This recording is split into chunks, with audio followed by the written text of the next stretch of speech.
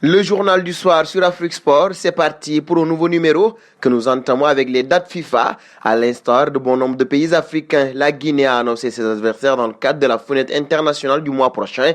Il s'agit du Cap-Vert et de la Gambie. Le premier match aura lieu le 10 octobre contre les Requins Bleus, tandis que le second se tiendra le 13 octobre. Les deux rencontres ont lieu à Faro, situé au sud du Portugal. Les joueurs pour le stage et les deux matchs seront annoncés dans les prochains jours, annonce la fédération. Ces deux matchs serviront de préparation à la Guinée pour reprendre en novembre les éliminatoires de la CAN 2021. Après 2 journées, le Sili compte 4 points avec le Mali et devant la Namibie et le Tchad.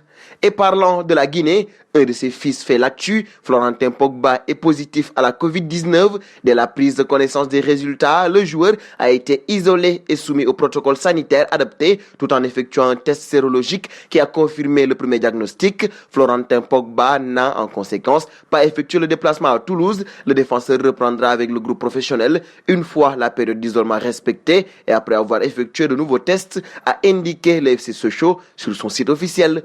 Un bon auprès de Kalidou Koulibaly désormais. Il Matino explique que le dossier Koulibaly reste ouvert. Naples attend toujours 80 millions d'euros bonus compris pour son joueur et Manchester City serait actuellement le club le plus intéressé. Cependant, le quotidien italien indique que le PSG reste en embuscade et peut à tout moment rafler la mise. Reste à voir toutefois si Leonardo sera disposé à débourser 80 millions d'euros pour Kalidou Koulibaly. De son côté, le président de Naples attendrait que les négociations soient avancées avant de partir sur la trace de son remplaçant. Seconde partie du journal du soir avec l'affaire Neymar vs Alvaro González. Téléfoot, chaîne détentrice des droits, a expliqué qu'elle n'avait pas les moyens d'appuyer la plainte de Neymar sur la base des images dont elle dispose. La chaîne assure avoir analysé l'ensemble des caméras et des micros utilisés lors de la réalisation du classique. Après le visionnage des différents axes d'images et de son, elle a indiqué dans l'émission Culture Foot n'avoir rien de bien concret. Elle a ensuite montré certaines images accompagnées d'un son lointain en précisant qu'il y avait eu insulte de l'espagnol envers le brésilien,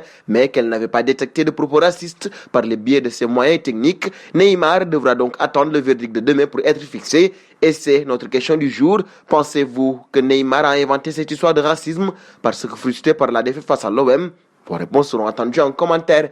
Et nous resterons en France. Selon les informations de RMC Sport et l'équipe, Thiago Mendes a été victime d'un accident de la route. Il est donc absent de la rencontre face à Montpellier. Le Brésilien, frustré depuis plusieurs semaines par sa situation de remplaçant, pouvait espérer être titularisé.